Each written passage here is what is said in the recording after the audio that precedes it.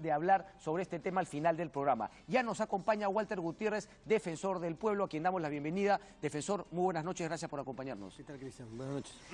A ver, comunicado a la opinión pública, ¿no? De la Defensoría del Pueblo y la Conferencia Episcopal Peruana respecto de la situación de la huelga. Cuéntenos un poquito de este comunicado publicado el día de hoy, por favor. Bueno, puntualmente a la Defensoría y a la Iglesia le preocupa la actual situación de la educación pública en el Perú. Esta huelga lo que está haciendo es negar el derecho a la educación de millones de personas, porque postergarla, afectar el derecho a la educación, no solamente es una transgresión a un derecho fundamental, sino además es una injusticia en sí mismo, y nos estamos acostumbrando a esta situación, cosa que nosotros no podemos admitir, como que fuera algo normal negar el derecho a la educación. Esto yo quisiera remarcarlo, subrayarlo.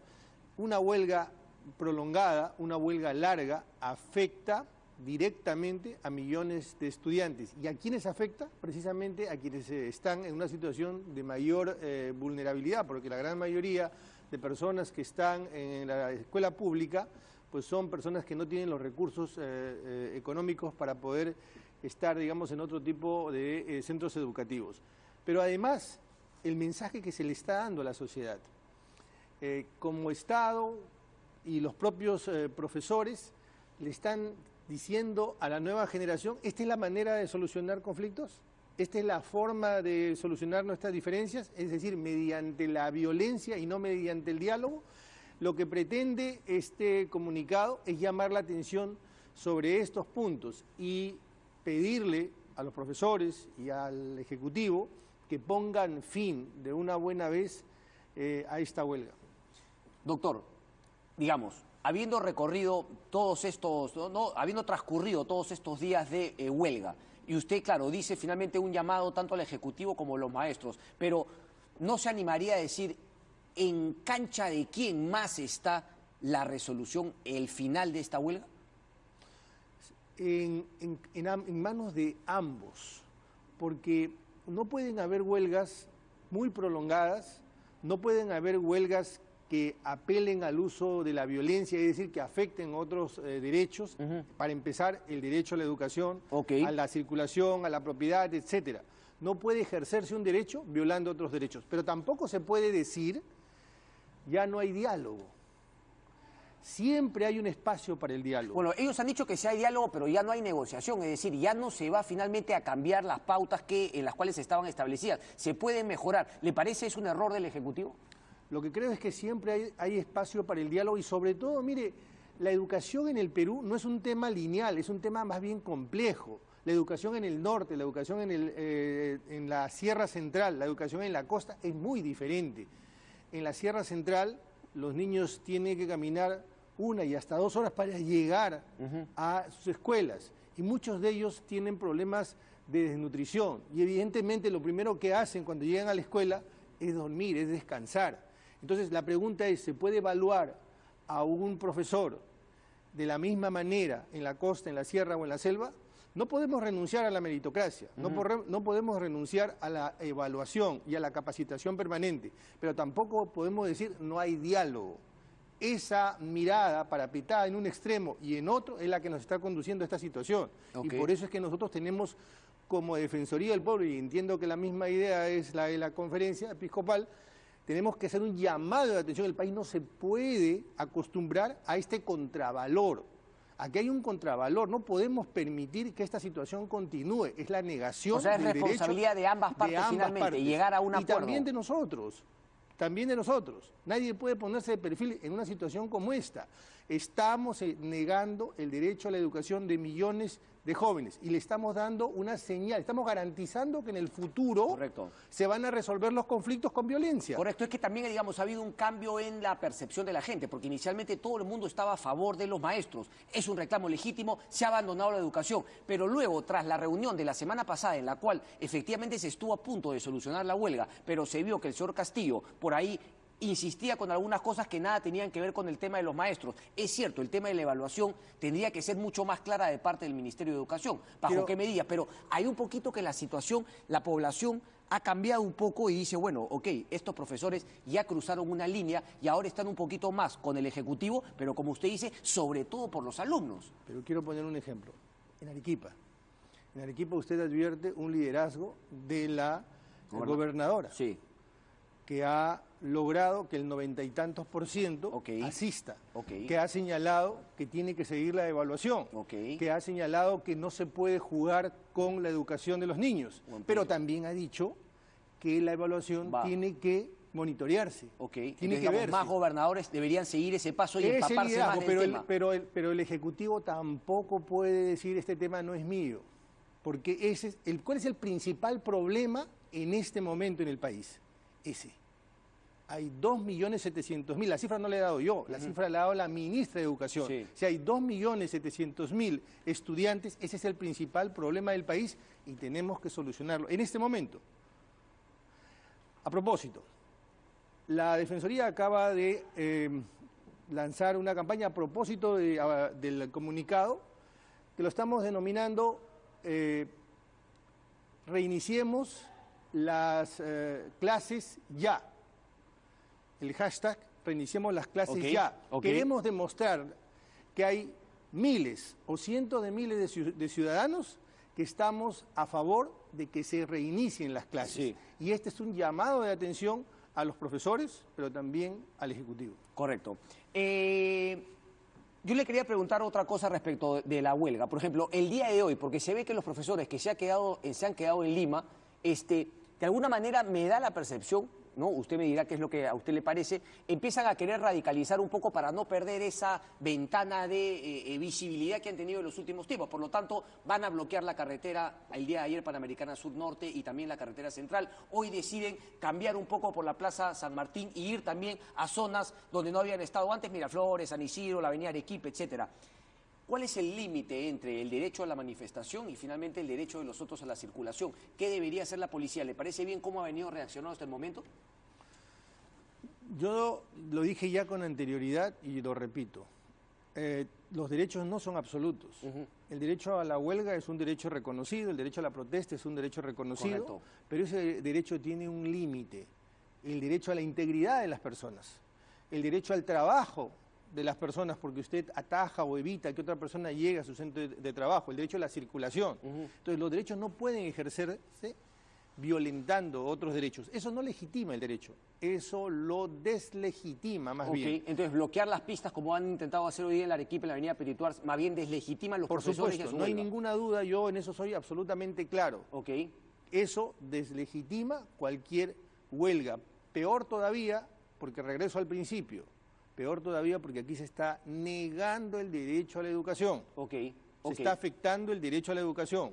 ¿Cuál debería ser entonces, desde el punto de vista del defensor del pueblo, un poblador, no el que está del lado de los profesores en huelga, sino de los que están, por ejemplo, y no pueden transitar por la avenida por la cual llegan normalmente a su trabajo? Es decir, bueno, yo no les doy legitimidad, ya no confío en ustedes, profesores, o exigir, señor ministro del Interior, libéreme por favor las calles, que finalmente están también violando mi derecho al libre tránsito. ¿Cuál debería ser un poco la posición de un ciudadano? Evidentemente, el Ejecutivo, el Estado, tiene que hacer un esfuerzo por equilibrar los derechos. La democracia, Cristian, es un esfuerzo por equilibrar los derechos, no violentar los derechos. Y esa es una tarea justamente de las autoridades, justamente del Ejecutivo. Y quisiera nuevamente señalar la campaña en la que estamos en la Defensoría.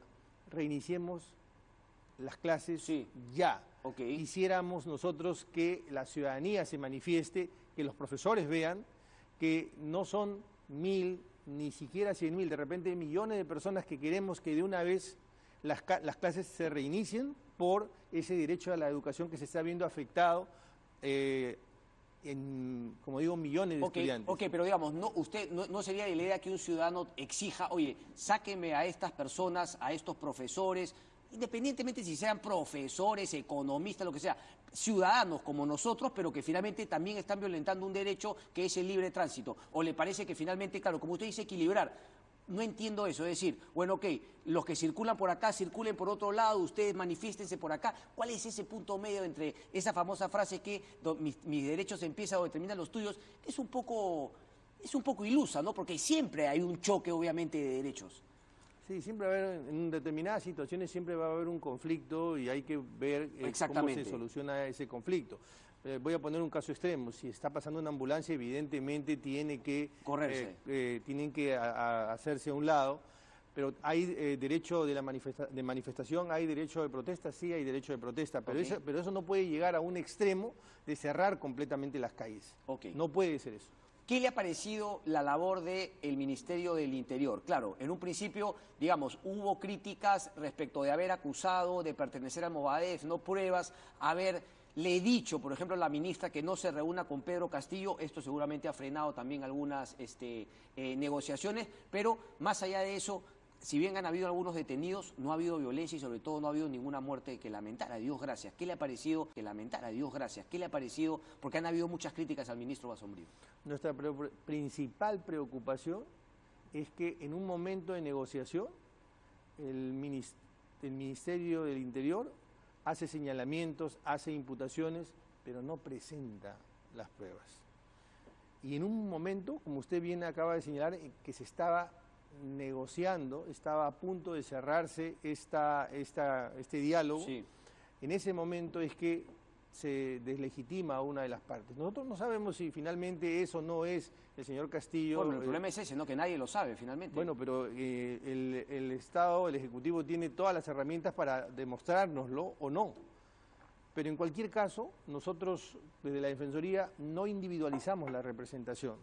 Para nosotros la representación son todos los representantes regionales de los profesores.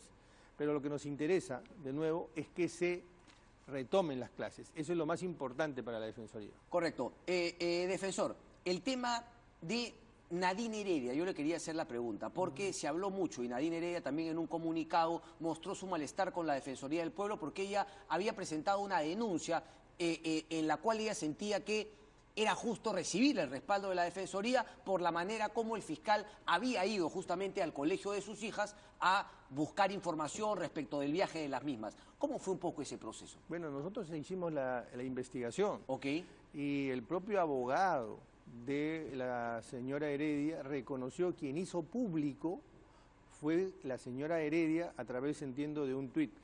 No fue el fiscal. El fiscal más bien utilizó un procedimiento más discreto, reservado. Correcto. Quien hace público eso es la señora Heredia. Claro, pero lo que acusa Nadine Heredia es que más allá de quien hizo público la visita fue que por el solo hecho de haber hecho la visita había puesto en una situación complicada a las hijas de la ex primera dama Nadine Heredia. ¿Usted no comparte ese punto de vista de la ex primera dama? Sí, lo que sucede es que hasta donde hemos podido nosotros averiguar y por lo que nos ha respondido la Fiscalía, esto se ha hecho dentro del marco de la ley, no se ha transgredido ningún derecho. No se ha transgredido ninguna ley. Ok, y finalmente, ¿concluyeron qué para el conocimiento de nuestros televidentes? Que no había habido una afectación. ¿No han presentado o no han recibido ningún reclamo de la defensa de Nadine Heredia? No. Pero ha leído los comunicados, está con ese malestar. Yo hubiese esperado otra cosa de la Defensoría del Pueblo. Para ustedes no hubo una afectación del derecho de las hijas de la primera dama. Sí, la Defensoría trata de ceñirse rigurosamente a las normas y a los derechos que se le confieren a las personas. Doctor Gutiérrez, el tema del Tribunal Constitucional, yo le quería pedir justamente su opinión porque se ha generado toda esta polémica por algunas declaraciones. Primero la filtración, obviamente, de una sentencia que todavía no ha sido comunicada de manera oficial y las reacciones. ¿Hay alguna posibilidad de que el Congreso pueda aceptar y cumplir el fallo del Tribunal Constitucional? ¿Cuál es su punto de vista como jurista, como defensor del pueblo? Permítame señalar tres cosas en relación a la supuesta sentencia del Tribunal Constitucional. Digo supuesta porque hasta ahora no conocemos la...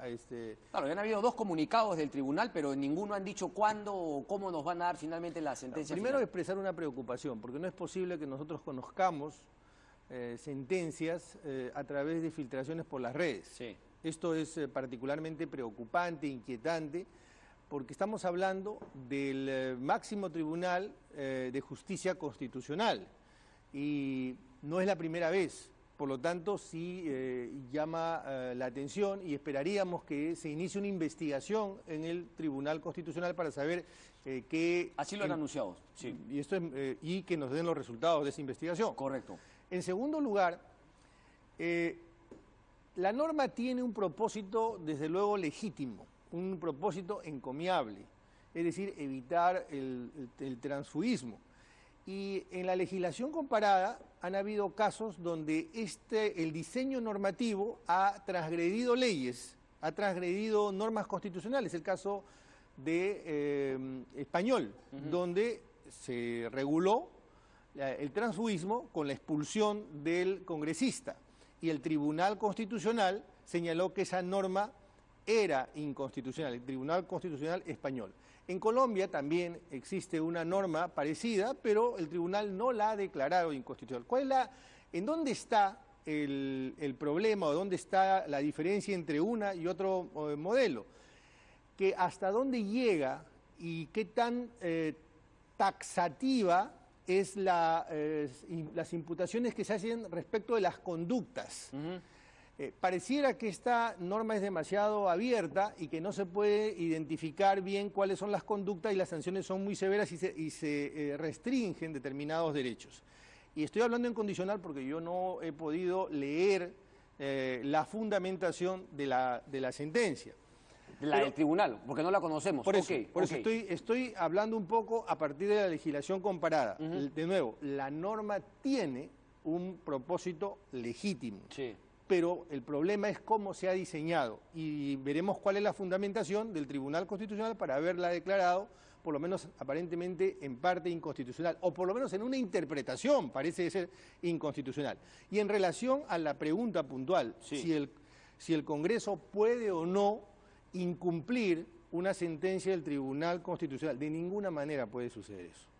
O sea, ahí sí han fallado algunos, los que han dicho que no, que vamos a ver, si es que no, porque incluso Juan Cheput ha dicho que hay una autonomía del legislativo, ellos verán si es que acatan o no el fallo del tribunal. No, eso es muy difícil. A ver, vamos a ser sumamente enfáticos en esto. El artículo 200 de la Constitución señala claramente que el tribunal no solamente se puede ocupar de hacer el control de las normas que se dan, sino también del reglamento del Congreso. Okay. Por lo tanto, esta no es una interpretación libre del Tribunal Constitucional, literalmente está en la Constitución. Entonces no hay posibilidad que el Congreso diga, bueno, como no me gusta, como no estoy de acuerdo, entonces yo no cumplo. Correcto. Porque es escamotear una sentencia del Tribunal Constitucional, entonces con el mismo criterio el Poder Judicial podría decir lo mismo, o el Poder Ejecutivo también podría decir lo mismo. Claro, yo soy autónomo, soy un poder autónomo, y finalmente el tribunal mejor lo desaparecemos. Claro, entonces esa creo que es es un grave error hacer esa afirmación. Definitivamente el Congreso no puede señalar que va a incumplir una sentencia del Tribunal Constitucional. Correcto, la cita era esta, ¿no? Juan Cheput señaló a Correo que la autonomía del legislativo incluso permitiría que tranquilamente no se acate el fallo. No está de acuerdo con esa. Lo que sí podría hacer es que a partir de la sentencia, y de nuevo tendríamos que revisar de qué se trata, cambien la norma, pero no incurriendo en los mismos... sino buscando adecuarlo un poco a los fundamentos. Correcto. Eso es la autonomía del legislativo. Ahora, ayer conversaba con el analista político César Campos y periodista y decía que, claro, también pareciese que hay algo más también. O sea, es decir, el Congreso, propondrá justamente a los nuevos miembros del Tribunal Constitucional. Hay un tema de el fallo del tribunal respecto de el frontón, como que siempre queda esa sensación de que se politizan los nombramientos del Tribunal Constitucional. Cuando un partido político nombra a los suyos, todo bien, pero cuando siente que esos miembros del tribunal no son los que su partido hubiese querido poner, el tribunal no sirve para nada, como lo ha dicho el congresista Mulder. ¿Qué sensación le queda ahí? ¿Qué podríamos hacer para que no sea una cuestión de que si es que fallan o no en mi favor, sino que uno diga, bueno, ok, han fallado en contra, pero este tribunal tiene todos los pergaminos, tiene toda la reputación y finalmente hay que acatar el fallo, le guste uno o no? Sí, bueno, la elección de política no necesariamente es una elección que está preñada de alguna influencia política, arbitrariedad. No, okay. No, de hecho es política, pero la política no necesariamente tiene que ser mala. En Estados Unidos el presidente elige a dedo. Al correcto. Presidente de la Suprema Corte. Correcto. Y además es hasta que se muera. Y nadie cuestiona eso. Y en el Perú, yo diría que la mayoría de elecciones que se han hecho de representante del Tribunal Constitucional, bastaría mirar la nómina de los elegidos antes y ahora y ver que hay personalidades que tienen una trayectoria, que conocen el tema.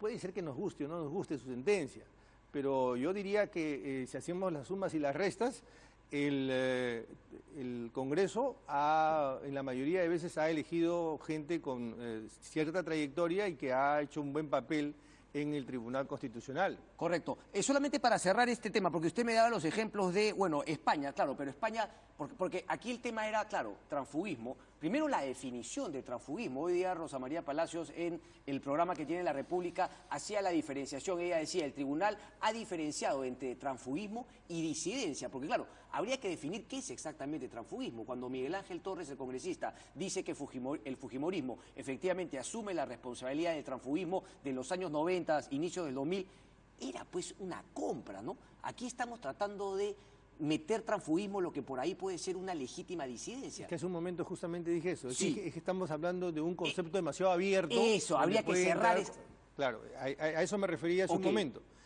que nosotros necesitamos tipificar bien o hacer una taxonomía clara. Y eso no lo ha visto en la ley del Congreso. Es que eso no está, justamente, es que permite que legítimas salidas de un colectivo pudieran ser calificadas de transfugismo. Correcto. Y teniendo en cuenta también la debilidad de los partidos políticos, ¿no? Porque cuando hablaba de España, claro, en los últimos años hemos visto la novedad de tener a Podemos y Ciudadanos, pero históricamente ha habido un bipartidismo como en los Estados Unidos, ¿no? Entonces, ahí hay partidos fuertes. Claro, el tema de que haya una disidencia o transfugismo sí podría ser equiparado por la historia que tienen los partidos políticos en ese país. Bueno, en Estados Unidos no existe ley...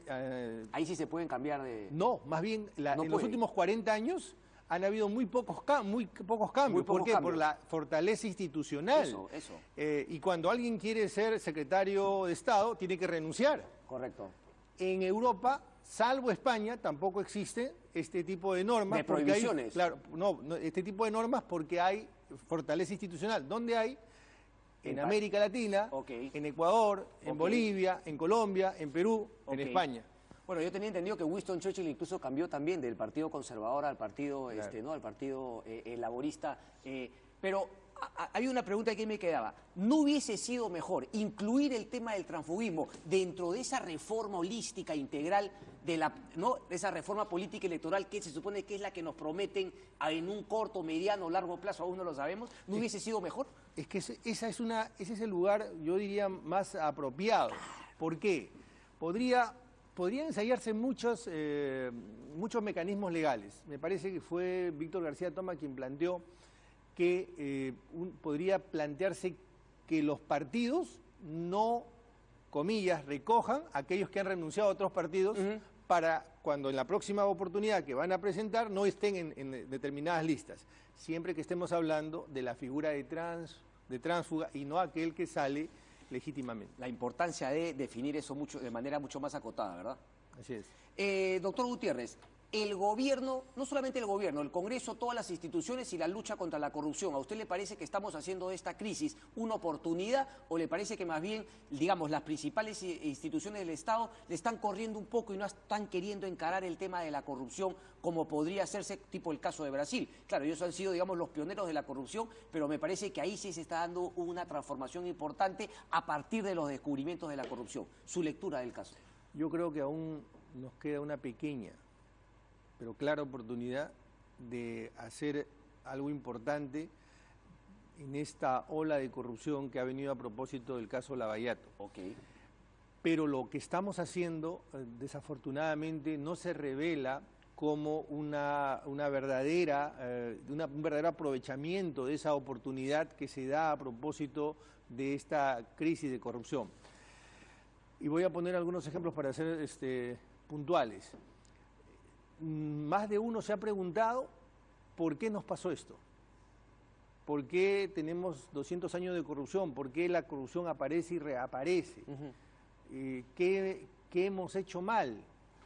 Yo diría al revés, no qué hemos hecho mal, qué es lo que no hemos hecho. Lo que no hemos hecho es encarar la corrupción de una manera mucho más seria, como una verdadera política del Estado. No tenemos, Cristian, ni siquiera un Estado que genere información respecto de la corrupción. La información que se crea en la Fiscalía es diferente a la del Poder Judicial, es distinta a la de la Procuraduría, es diferente a la de la Contraloría. En consecuencia, si no generamos información, ¿cómo vamos a saber cómo enfrentar a la corrupción? Porque la corrupción tiene 1000 rostros, tiene rostros distintos. La corrupción en el Ministerio de Transportes es diferente a la corrupción en la Fiscalía, es diferente a la corrupción que puede haber en educación, y no la conocemos, y a veces queremos, con una sola política o una sola medida, queremos solucionar todo el problema de la corrupción. Yo creo que uno de los temas más importantes que tiene que encarar ahora el Estado es poder cuantificar el daño. Si no podemos cuantificar el daño, nosotros no podemos entrar a una suerte de, comillas, negociación con las empresas. Porque las empresas te dicen, bueno, mira... Claro, te cuentan la parte que les conviene contar. Yo voy a entregar lo que he coimeado, pero eso es absolutamente risible. Sí. Existen distintas formas y modelos para poder cuantificar el daño. Y te adelanto algo. Entonces hay que hacerlo de manera seria, sí, técnica. Te adelanto algo. La Defensoría viene trabajando. Ah, bueno, qué buen dato. Un informe respecto del modelo de cómo tiene que cuantificarse el daño. Está hablando que eso podría ser de mucha utilidad para la Procuraduría, este famoso tema que se discutió de cómo poder... Pero ¿no le preocupa, por ejemplo, que nos hayamos quedado solamente en una empresa que se supone es la corrupta? Aquí en el Perú todo el mundo habla de que sería una única empresa, Odebrecht. Curiosamente, la única que ha confesado sería la única corrupta, y el resto, no hay más corruptas en este país. Sí, pues ese es el problema, que ahí la Fiscalía y la propia Procuraduría tienen un papel que cumplir. Yo te adelanto que no, definitivamente, por la información que existe, no solamente es Odebrecht, también es SOAS, y también hay probablemente pronto otras empresas que han participado de estos actos de corrupción. ¿No le da la sensación que a veces, digamos, el tema es, no vayamos a levantar tanto la corrupción porque esto va a afectar a nuestro crecimiento, a nuestra economía? No, yo diría al revés. Nosotros tenemos que hacer un esfuerzo por luchar contra la corrupción. Sí, yo pienso como usted, pero ¿usted cree que esa posición es la de, por ejemplo, este gobierno o mucha gente en el sector empresarial en el Perú? No, yo no podría hacer esa afirmación. Lo que creo es que tenemos que todos comprometernos con luchar contra la corrupción, y si ese fuera el caso de algún funcionario, pues tenemos que señalarlo inmediatamente. Solo una última, ¿quién debe liderar en el país la lucha contra la corrupción? Si es que debería haber un liderazgo único, o bueno, un liderazgo, porque pueden haber muchos líderes, pero alguien finalmente, ¿cuál debería ser, no sé, el ambiente, el espacio? ¿Dónde? Porque finalmente, ¿dónde coordinar? Sin perder las autonomías, la coordinación que debería haber entre Ministerio Público, Poder Judicial, Procuradurías, Ministerio de Justicia. ¿Cuál debería ser ese espacio? Para mí, para nosotros, quien debe liderar la lucha contra la corrupción es el presidente de la República. El presidente de la República. Porque este es un tema tan importante, afecta de una manera transversal al país, afecta a tantas instituciones del Estado, afecta a la sociedad, que el presidente tiene que liderar la lucha contra la corrupción, porque los grandes temas siempre los pone el presidente de la República. ¿Y lo está haciendo bien como usted esperaría que lo haga? A mí me preocupa. Aún tengo, como dije hace un momento, tengo una pequeña pero clara eso posibilidad. Es lo que, cuando usted empezó con esa frase, me queda claro que usted no está satisfecho, pero abriga esa última esperanza. Quiere decir que, obviamente, no está satisfecho hasta el momento lo que ha visto. No, nosotros no estamos satisfechos, pero tenemos todavía la esperanza de que el presidente y el gobierno puedan liderar una auténtica lucha contra la corrupción. Defensor, muchísimas gracias. Hacemos una breve pausa, nos acompaña el congresista Alberto de Belaúnde. Regresamos con él, no se muevan.